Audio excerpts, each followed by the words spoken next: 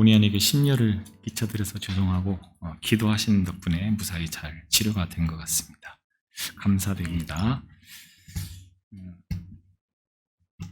사람의 육체는 그릇과 같다라고 그렇게 말씀을 드릴 수 있겠습니다. 그 그릇이 무엇이 담겨져 있는가에 따라서 그 그릇의 가치가 정해지는 경우가 많죠.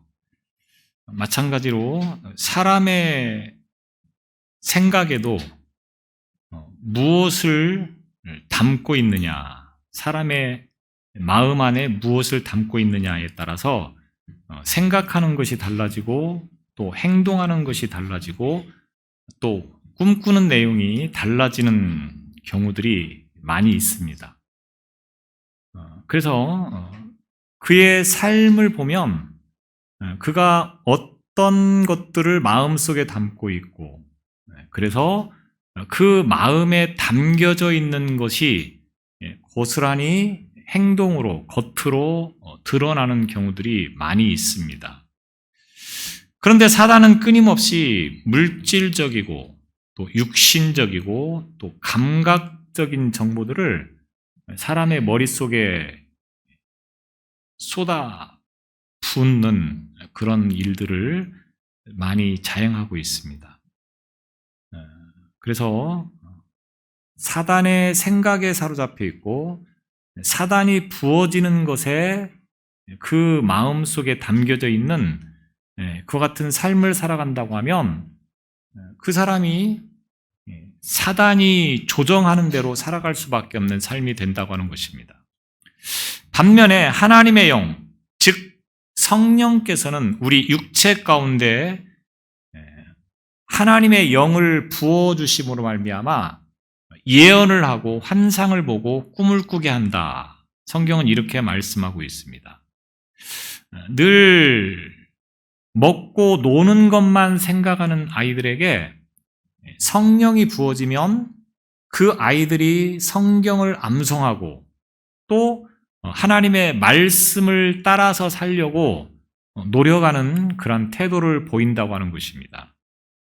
또 세상적인 것들에만 관심을 가지고 있는 젊은이들이 성령을 받게 되면 하나님과 역사 앞에서 뭔가 의미 있는 일을 하고자 하는 그러한 열정을 불태우고 또 그러한 숭고한 어떤 포부를 품고 살아가는 삶이 된다고 하는 것입니다. 인생의 노년에 있어서 과거나 회상하고 또 소망 없는 하루하루를 살아가면서 죽을 날만 생각하고 있던 노인들이 성령을 받게 되면 새로운 인생을 꿈꾸며 살아가게 되어진다고 하는 것입니다. 하나님의 성령이 우리의 마음에 부어지면 바로 이렇게 모든 사람이 다 변화되어서 과거에 살았던 삶과 분명히 다른 차원의 삶을 살게 된다고 하는 것을 성경은 우리에게 분명하게 보여주고 있는 것입니다. 예수님께서 부활하신 다음에 사랑하는 제자들을 찾아가셨죠. 그런데 그 당시의 제자들의 상황은 어떠했습니까? 예수님께서 자기들의 모든 것들을 다 책임지실 것이라고 분명히 믿고 다 버리고 포기하고 예수님을 따르던 그들이 막상 아무것도 남겨준 것이 없는 듯한 그런 상황에서 이제는 죽음을 맞고 하나님의 나라로 가신다라고 그렇게 말씀을 하셨고, 그리고 유대인들의 모함과 또 로마의 군인들에 의해서 결국 십자가에 죽으시게 되었습니다. 그 모습을 지켜본 제자들은 자신들의 모든 생각이 틀렸다라고 생각을 하고 뿔뿔이 다 흩어져서 자신의 삶의 터전으로 도망쳐버리는 매우 비겁한 그러한 제자들의 모습이었다고 하는 것을 우리는 익히 알고 있습니다. 그런데 예수님께서는 그 제자들을 버리지 않고 다시 부활하신 다음에 가장 먼저 그 제자들을 찾아가셨다라고 하는 것입니다. 예수님께서 평소에 제자들을 향하여서 이렇게 말씀하셨습니다. 성령을 받으라. 요한복음 20장 22절에 보면 이 예수님께서 부활하신 다음에 제자들을 찾아가서 숨을 내쉬며 성령을 받으라 이렇게 말씀하시고 있습니다. 성령을 받는 것이 얼마나 중요한 것인가라고 하는 것을 우리는 이 장면을 통해서 생각해 볼 수 있습니다. 숨을 쉬며, 여기서 숨을 쉰다고 하는 것은 깊은 어떤 내면의 마음들을 표현하는 그런 말씀이라고 우리가 생각을 해볼 수가 있겠습니다. 숨을 쉬면서 성령을 받으라 이렇게 탄식하며 말씀하고 있다고 하는 것입니다. 예수님을 따라다니던 제자들이 3년 동안 수없이 많이 말씀하였고 많은 것을 보여주었음에도 불구하고 결정적일 때는 그 제자 어느 누구도 예수님을 지켜주는 사람이 없었다고 하는 겁니다. 예수님께서 십자가에 로마 군인들에게 잡히시기 전까지만 해도 그들이 어떻게 마음속으로 다짐합니까? 어떤 일이 있어도 무슨 일이 있어도 나는 주님과 함께 하겠습니다. 주님을 지켜주겠습니다. 내 목숨을 버려서까지라도 주님을, 선생님을 지켜주겠습니다. 이렇게 호언장담하던 그들이 막상 로마 군인들에게 체포되어 가시는 예수님을 보면서는 자신들의 신상을 염려하여서 다 도망을 쳐버리는 그런 비겁하고 나약한 모습을 보였다고 하는 것입니다. 예수님께서 이미 그들의 마음을 다 아시는 거죠. 그래서 그런 제자들을 찾아가셔서 예수님이 할 수 있는 것은 무엇이었습니까? 성령을 받으라, 이 말씀이었다고 하는 겁니다. 성령을 받는 것만이 그 제자들이 다시 회복될 수 있고 다시 살아날 수 있기 때문에 그렇습니다. 그래서 이 성령 받는 이야기를 기록한 책이 바로 사도행전이죠. 우리가 사도행전이라고 말을 할 때는 사도들의 행적을 기록한 책이라고 하여서 사도행전이다 이렇게 말합니다. 그런데 이 사도행전을 다른 말로 표현하면 성령행전이다 이렇게 말을 할 수가 있겠습니다. 왜냐하면 사도행전 초반부에 성령께서 이 제자들에게 강력하게 임재하였고, 그리고 성령 받은 제자들이 이후에 어떠한 모습으로 변화되어서 어떻게 살아가고 있는가라고 하는 것을 기록해 놓은 책. 이 사도들이 로마의 군인들이 무서웠고 유대인들이 무서워서 두렵고 숨었던 그들이 성령을 받게 되어지니 모든 두려움이 다 사라지고 이제는 목숨을 내걸고 복음을 증거하는 일을 위하여서 헌신하였던 것을 보게 되었습니다. 그 동력이 바로 성령 충만함이라고 하는 것입니다. 그들이 예수님을 못 만나서 부인하고 배반하고 예수님을 떠났습니까? 그렇지 않았습니다. 분명히 그들은 예수님의 모든 것들을 다 목격하고 예수님과 함께 하면서 예수님이 어떤 분이신가를 다 알았다고 하는 겁니다. 그럼에도 불구하고 예수님께서 십자가에서 죽으시는 순간에는 다 도망쳐 버렸습니다. 그런 자들이 성령을 받으니까 어떻게 변화되었는가? 사도행전은 그 내용을 기록하고 있기 때문에 한편으로는 성령행전이다 이렇게 말씀을 드릴 수가 있겠습니다. 그래서 성령 충만한 사람들이 예수 그리스도의 사역을 계속해 나가고 있는 모습을 기록하고 있는 책이 곧 사도행전이다. 성경에 보면 많은 부분에서 성령을 받으라. 이미 이 말씀은 구약 성경에서부터 계속해서 반복되어진 말씀입니다. 성령 받으라. 그리고 데살로니가전서 5장 19절에 보면 성령을 소멸하지 말라 이렇게 말씀하고 있습니다. 성령 받는 것이 얼마나 중요한 것인가? 성령의 충만함을 받으라, 성령을 소멸하지 말라. 이 말씀을 계속해서 반복해서 오늘 저와 여러분에게 주시고 있다라고 하는 것입니다. 성령이 무엇입니까? 성령에 대해서 말씀을 하려면 굉장히 많은 시간을 가지고 말씀을 해야 됩니다. 제가 여기서 다 말씀을 드릴 수 없고 간략하게 굳이 성령에 대해서 말씀을 드린다고 하면 어느 날 예수님께 니고데모라고 하는 사람이 찾아왔습니다. 그 니고데모에게 예수님께서 물과 성령으로 거듭나지 않으면 하나님 나라를 갈 수 없다 이렇게 말씀하죠. 이때 예수님께서 성령이 무엇이냐라고 하는 것을 말씀하는데 성령은 바람과 같은 것이다 이렇게 말씀합니다. 자, 우리 한글로 보면 성령과 바람은 전혀 연관성도 없고 아무런 관계도 없는 별개의 단어죠. 그런데 헬라어를 보게 되어지면 이 성령과 바람이라고 하는 단어가 한 단어라고 하는 겁니다. 푸누마라고 하는 단어인데 성령과 바람을 동일하게 표현해서 쓰고 있다고 하는 거죠. 또 사도행전 2장에 보면 성령께서 강림하실 때 급하고 강한 바람 같은 소리가 있어 이렇게 말씀합니다. 급하고 강한 바람 같은 소리가 있어. 성령의 강림하심, 성령의 임재하심을 이 바람과 같은 것이라고 표현하고 있다고 하는 겁니다. 왜 성경은 성령을 바람이라고 표현하고 있을까? 여러 의미가 있겠지만 가장 대표적인 것 가운데 하나가 우리가 바람을 볼 수 있습니까? 없습니까? 바람이라고 하는 것을 우리가 볼 수는 없습니다. 손으로 만져볼 수도 없습니다. 그러나 분명한 것은 뭡니까? 바람이 불고 있다고 하는 그 현상만큼은 모르는 사람이 없다고 하는 거죠.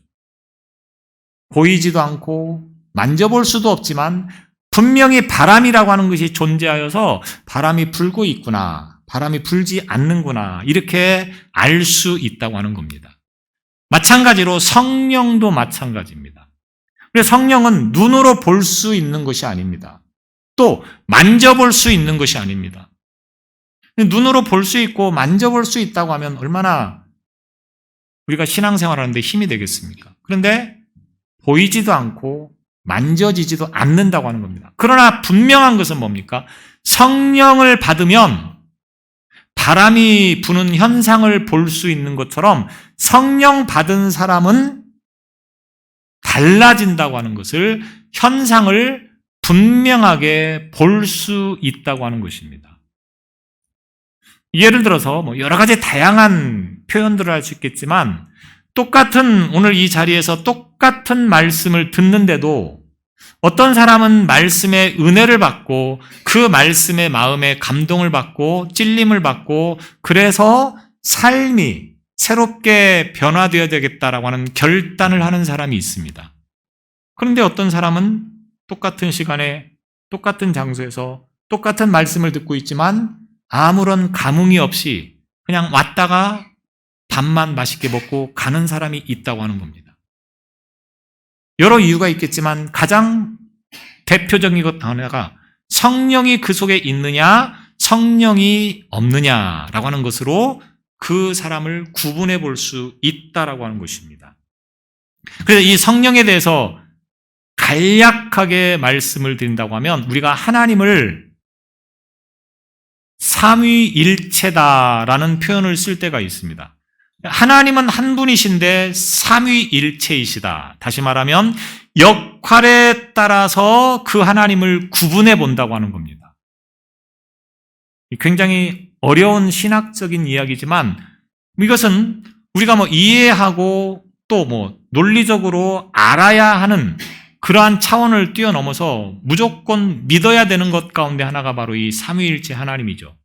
이 하나님을 성부 하나님, 또 성자 하나님, 또 성령 하나님 이렇게 역할에 따라서 구분을 하게 되었습니다. 그래서 성령이라고 하는 것은 바로 하나님의 영이시다라고 하는 말이 되겠습니다. 그러니까 우리가 성령을 받는다 하면 하나님의 영이 내 안에 들어오신다. 이렇게 우리가 이해를 하면 되겠습니다. 그런데 이 성령을 요한복음에 보면 뭐라고 표현하고 있습니까? 보혜사 성령 이렇게 말합니다. 보혜사라고 하는 이 말은 쉽게 말하면 돕는 자라고 하는 말입니다. 그래서 성령을 받는다 이 말은 무엇입니까? 하나님께서 내 안에 오셔서 나의 신앙과 믿음을 지켜주시고 보호해 주신다. 우리가 쉽게 이렇게 이해를 하면 될 것 같습니다. 하나님의 영이 내 안에 오셔서 내 신앙생활을 돕고 나를 보호하시고 나를 지켜주신다. 성령 받은 사람은 하나님께서 보호해 주시고 하나님께서 지켜주시는 겁니다. 그래서 이 성령이 우리 안에 임하는 것을 성령 세례라고 말하고 있는 겁니다. 아까 니고데모에게 성령 세례에 대해서 말을 했을 때 성령을 받는다 할 때 이 성령 세례. 그런데 이 성령 세례라고 하는 것은 단회적, 즉 일회적인 사건이죠. 저와 여러분이 어느 순간 예수님을 뜨겁게 사랑하는 마음이 아마 생겼었을 겁니다. 회개하면서 예수님이 내 삶의 주인이시구나.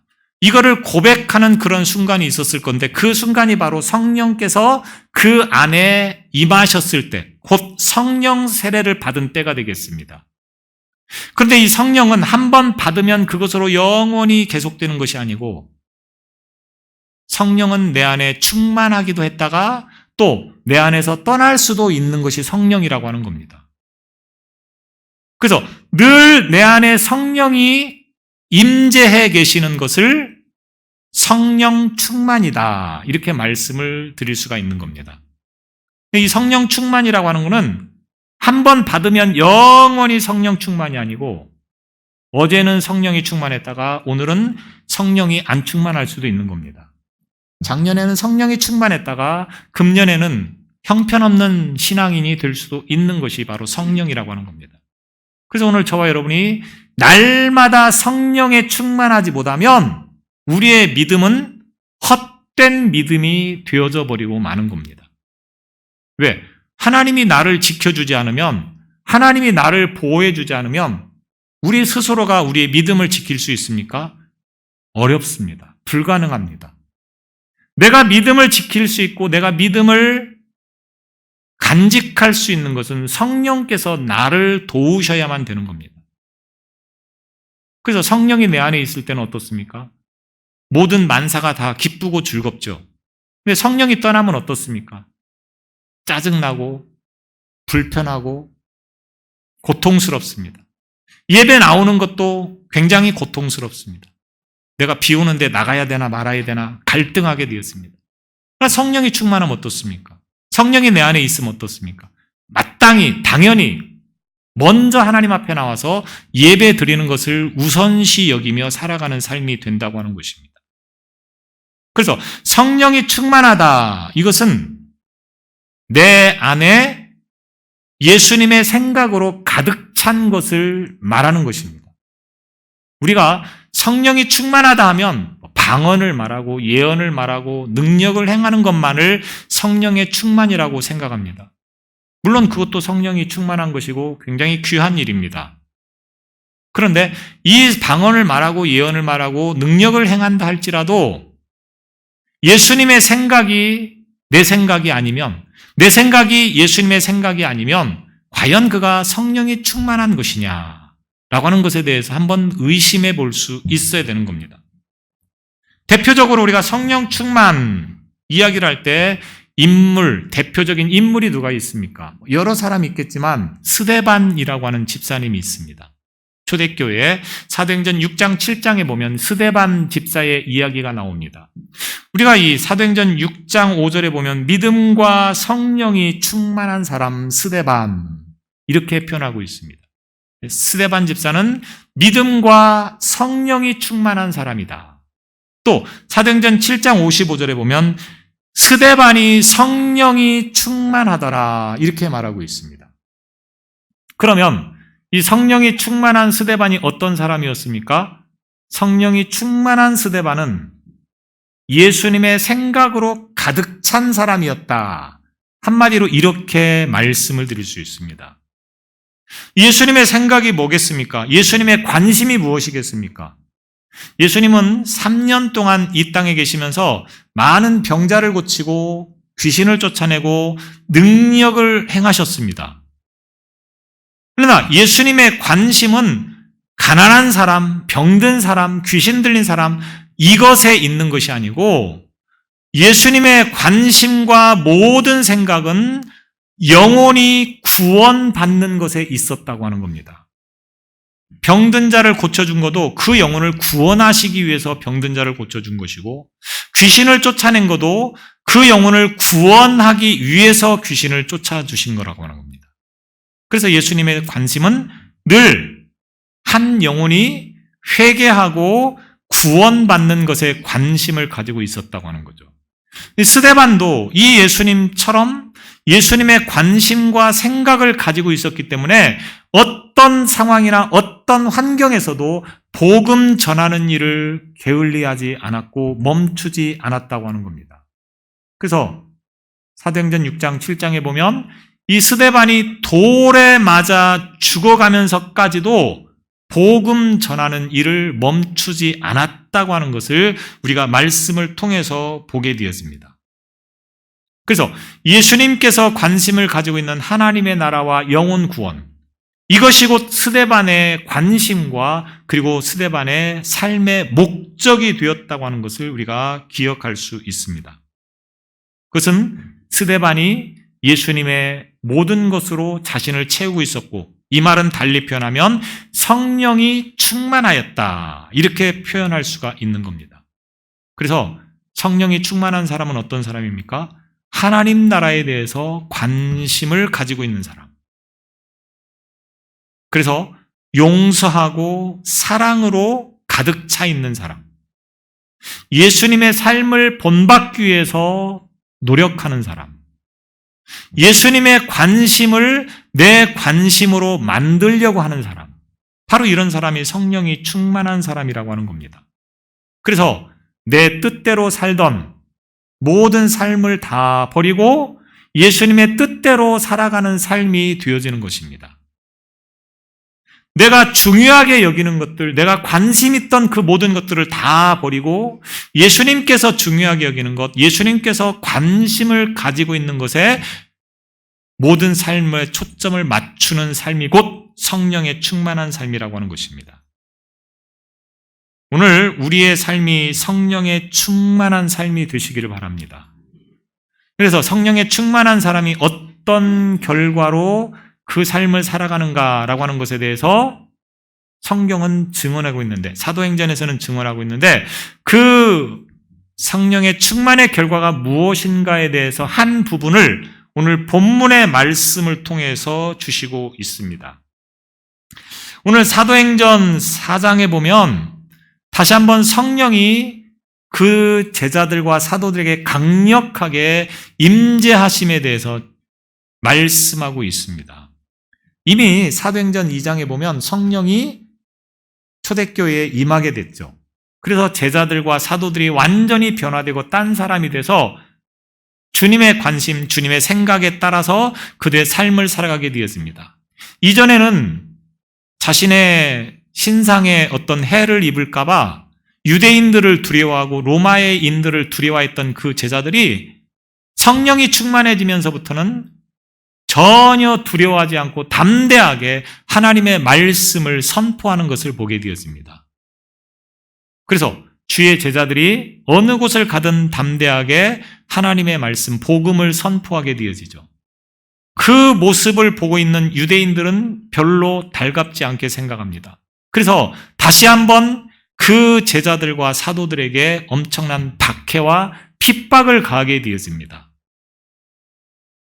이 사실을 다시 한번 교회에 와서 이야기를 하게 되죠.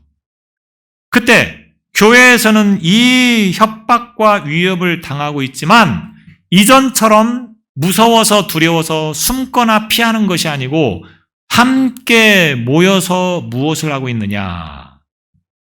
24절, 4장 24절에 보면 그들이 듣고 한 마음으로 하나님께 소리를 높여 이르되 대주제여 천지와 바다와 그 가운데 만물을 지으신 이시오. 그들이 듣고 유대인들이 박해하고 유대인들이 핍박한다고 하는 이야기를 듣고 교회가 모여서 뭐 하고 있습니까? 한 마음으로 하나님께 소리를 높여 하나님께 기도하기 시작했다고 하는 겁니다. 얼마 동안을 기도했는지 구체적이고 분명하게 제시하고 있지 않습니다. 그러나 분명한 것은 이 기도를 함을 통하여서 하나님께서 그들의 기도 가운데 응답해 주셨다고 하는 것입니다. 오늘 우리가 기억해야 될 것은 교회는 어려움을 만날 수 있습니다.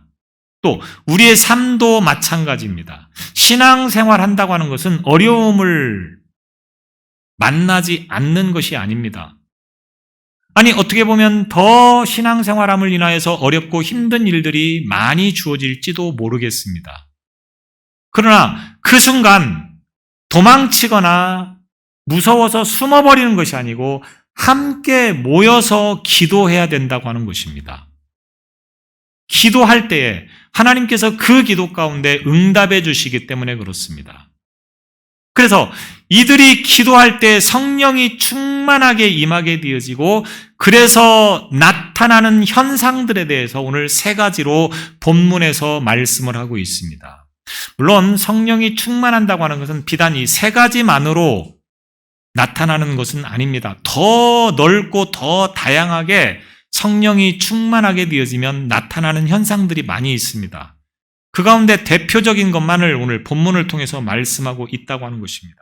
그 세 가지가 뭡니까? 먼저 31절에 보면 빌기를 다음에 모인 곳이 진동하더니 모인 곳이 진동했다라고 하는 말씀입니다. 또 하나는 31절 후반부에 보면 다 성령이 충만하여 담대히 하나님의 말씀을 전하니라. 성령이 충만하게 임하니까 그들이 담대하게 하나님의 말씀을 전했다고 하는 것입니다. 그리고 어떤 결과가 나타납니까? 32절 이하로 보면 교회가 아름다운 믿음의 공동체가 되었다고 하는 것을 기록해 놓고 있습니다. 기도를 마치자 모인 곳이 진동했다. 구약에서 지진은 하나님의 임재를 나타내는 징표들 가운데 하나입니다. 하나님께서 임재하실 때 그 현상을 지진이라고 표현하고 있다고 하는 거죠. 그래서 출애굽기 19장 18절에 보면 시내산에 연기가 자욱하니 여호와께서 불 가운데서 거기 강림하심이라. 그 연기가 옹기가마 연기같이 떠오르고 온 산이 크게 진동하며 하나님의 임재를 이와 같이 지진으로 표현을 하고 있는 것입니다. 그래서 이 지진이라고 하는 것은 하나님의 임재에 대한 증거이면서 또 교회가 기도한 것에 대한 응답의 표시로 이와 같은 현상이 나타났다고 하는 것을 말합니다. 자, 이렇게 기도하는 그 교회를 향하여서 성령이 임하게 되어지니까 어떻게 되어집니까? 앞서 말씀을 드렸듯이 다 성령이 충만하여 성령이 충만해지니까 어떻게 됩니까? 담대히 하나님의 말씀을 전하니라. 하나님의 말씀을 전했다고 하고 있습니다. 예수님께서 십자가에 잡히시는 현장을 우리가 다시 떠올려 보면 그때 어떻습니까? 무섭고 두려운 마음에 예수님을 부인하고 저주하면서 다 예수님 곁을 떠나버렸습니다. 왜? 자기들도 혹시 예수님처럼 될까봐. 그런데 성령이 충만하게 되어지니까 어떻게 됐습니까? 오늘 말씀에서 담대히 무섭고 두려워했던 마음들을 다 떨쳐버리고 담대하게 하나님의 말씀을 전했다고 하는 것입니다.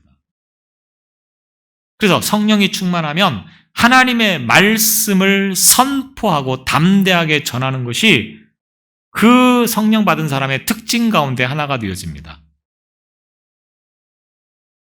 예수 믿는 것이 기쁩니까?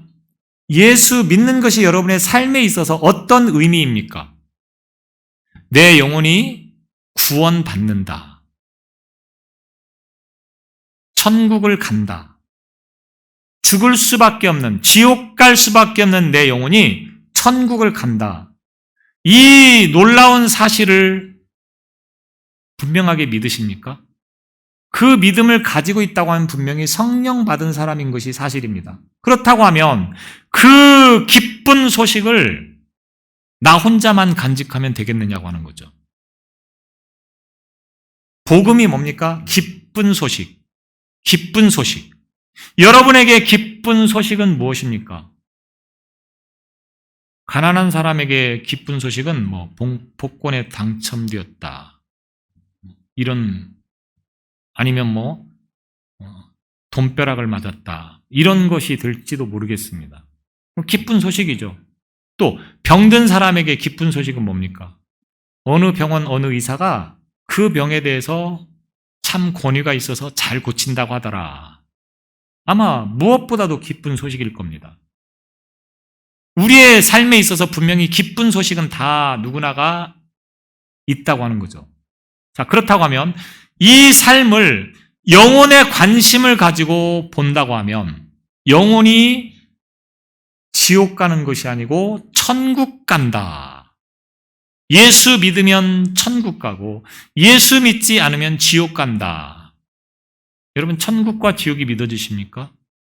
그러면 천국과 지옥을 믿는다고 하면 아마도 나는 지옥을 가겠습니다 라고 말할 사람은 한 사람도 없을 줄로 압니다. 다 천국을 가고 싶어 하겠죠. 내가 예수를 믿어서 천국에 가게 되었다. 얼마나 기쁜 소식입니까? 그런데 이 기쁜 소식을 그냥 나 혼자만 알고 있겠느냐고 하는 거죠. 믿지 않는 사람들에게 안타까운 마음을 가지고 분명하게 예수 믿어야 천국 갑니다라고 하는 것을 전할 수밖에 없다고 하는 것입니다. 이것이 곧 기쁜 소식이라고 하는 거죠. 그래서 제자들은 예전에는 죽고 사는 것이 무섭고 두려워서 다 도망치거나 숨거나 하는 사람들이었는데 예수님의 복음에 대해서 제대로 알고 보니까 죽고 사는 것이 결코 중요한 것이 아니었다고 하는 것을 알게 되는 겁니다. 죽어도 하나도 슬프지 않고 무섭지 않은 이유는 뭡니까? 천국 가니까. 그러니까 이제 죽는 것도 두려워하지 않으면서 그 복음을 믿지 않는 사람들을 향하여서 전하기 시작했다고 하는 것입니다. 그래서 담대히 하나님의 말씀을 전하기 시작하는 겁니다. 그러면서 교회가 어떻게 변화되었느냐? 오늘 32절 이하로 보면 그 초대교회가 성령이 충만해지니까 교회에 변화되어진 모습을 구체적이고 자세하게 기록을 해놓고 있습니다. 그런데 이 말씀을 보면 2장에 말씀하고 있는 내용과 매우 흡사하다고 하는 것을 볼 수 있죠. 사도행전 2장 44절로 45절에 보면 믿는 사람이 다 함께 있어 모든 물건을 서로 통용하고 또 재산과 소유를 팔아 각 사람의 필요를 나눠주며 이렇게 말씀하고 있습니다.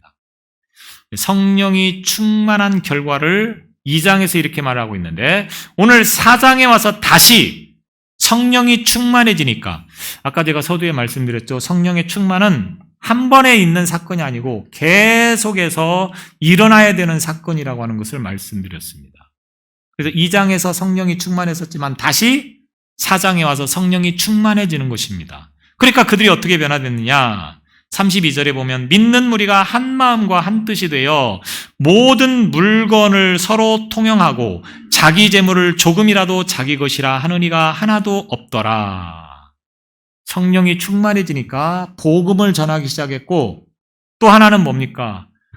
자기의 물건, 자기가 가지고 있는 재산을 서로 나누는 일에 함께 했다. 이런 말씀입니다.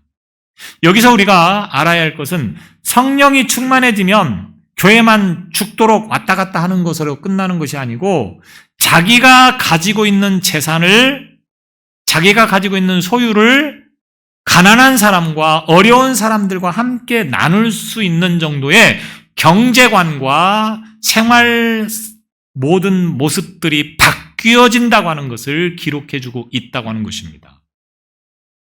그래서 나만 알던 사람이 나만 잘 먹고 잘 살면 된다. 우리 가족만 잘 먹고 살면 된다. 이런 생각을 가지고 있던 사람들이 생각이 바뀌게 된다고 하는 거죠. 아, 우리보다 더 어렵고 힘든 사람들, 그들을 돕는 것 또한 우리가 해야 될 일이구나라고 하는 것을 알게 된다고 하는 겁니다. 그래서 초대교회는 성령이 충만해지면서부터 자신들의 소유를, 자신들의 재산을 서로 나누어서 가난한 사람이 없도록 함께 경제적인 삶을 살아가는 그러한 생활 습관으로 바뀌었다라고 하는 것입니다.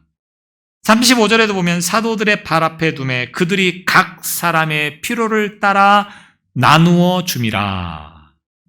자기의 것을 필요한 사람에게 나누어 주는 삶을 살기 시작했다고 하는 겁니다. 성령이 충만하면 자기 소유를 자기 것이라고 주장하는 사람들이 아닙니다. 자기 소유를 내 것이라고 생각하는 것이 아니고 하나님께서 나에게 주셔서 내가 관리하는 청지기, 이런 표현들을 청지기라고 표현하는데 청지기라고 여기면서 살아간다고 하는 겁니다. 이게 성령 충만 받은 사람의 대표적인 현상이라고 하는 겁니다. 그런데 초대교회만 그런 것이 아닙니다. 이것은 어느 시대를 막론하고 성령이 충만하면 나타나는 현상이었다고 하는 겁니다.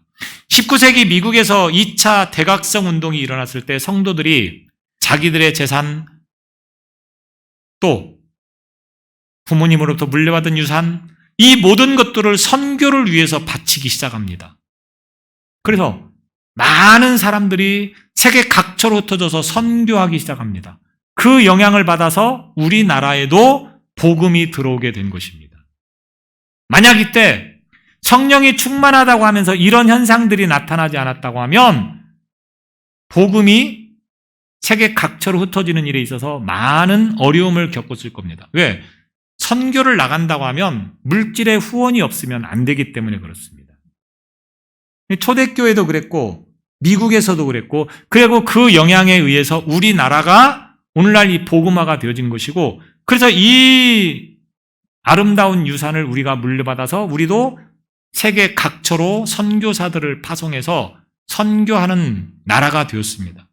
그러면 세계에서 두 번째 많은 선교사들을 파송하는 나라라고 그렇게 이야기를 합니다. 중요한 것은 하나님은 제가 언젠가도 말씀드렸는데 선교하는 사람들은 절대로 망하지 않는다고 하는 겁니다. 내 모든 재산을 다 털어서 교회에 바쳤더니 그 다음에 굶어 죽었더라. 만약 이런 사례가 있었다고 하면 이런 현상들이 나타났겠습니까? 절대로 그렇지 않습니다. 하나님이 그 드린 만큼, 뿌린 만큼 더 많은 것으로 채워주신다라고 하는 겁니다. 그래서 성령이 충만하면 오늘 우리의 생각이 바뀌어지게 되고, 우리의 관심사가 바뀌어지게 되고, 우리의 삶이 바뀌어지게 되고, 우리의 모든 행동이 바뀌어진다고 하는 것을 성경은 이와 같이 분명하게 증거해주고 있습니다. 저와 여러분들이 주님을 뜨겁게 사랑했던 그 순간을 다시 떠올려 보시기 바랍니다. 그 성령이 충만하게 임하였던 그 순간, 그 믿음을 잃어버리고 지금까지 살아오고 있지는 않습니까? 오늘 이 시간 다시 한번 성령의 충만함을 위해서 기도하시기 바랍니다.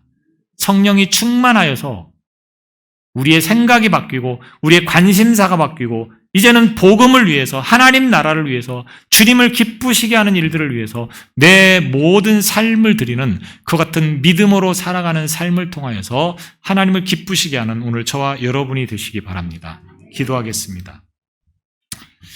우리의 삶을 지키시고 인도하시는 하나님 아버지, 우리의 삶을 통하여서 하나님 나라와 그 뜻을 이루어가기를 원하시는 그 하나님의 기대하심이 우리 가운데 성령의 충만함으로 임하심을 인하여서 일어나게 하여 주옵소서.